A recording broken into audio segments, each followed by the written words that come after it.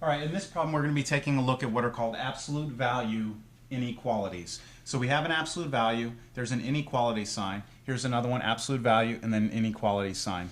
And for these problems we have to be very careful about the direction of the inequality. So whenever you have an absolute value that is less than or equal to, it would also work with the line, some number, you're going to basically set it up this way. You're going to drop the absolute value.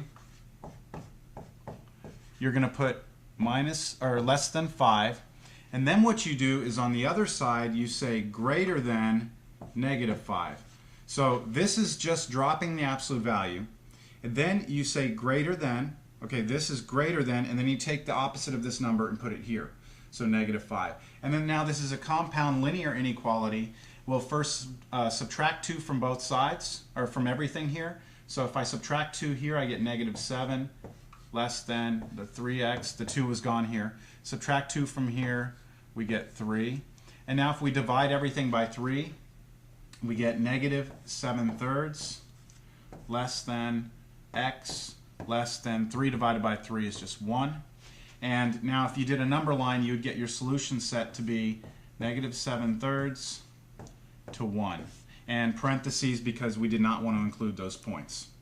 Okay, now it becomes different if you have the absolute value greater than some number. See, here it was less than, here it's greater than. It's actually greater than or equal to, but even if it was just greater, you would do it the same way that I'm about to show you. So what you do first, you set up one problem here. You drop the absolute value, 5 minus 2x.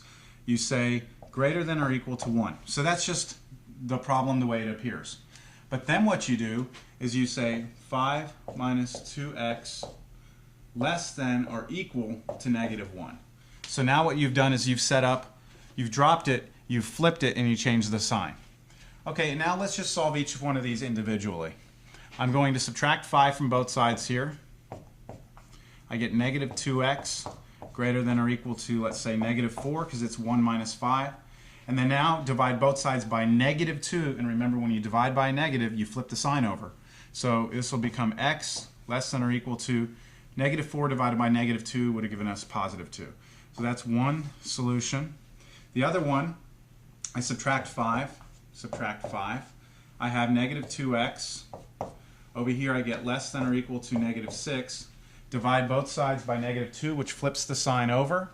So we get x greater than or equal to, let's say, 3, because negative 6 divided by negative 2 is 3. So now what we do is we would draw out our number line, right?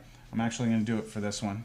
Here's 2, here's 3. It's everything bigger than 3 or equal to 3, and everything less than 2 or equal to 2.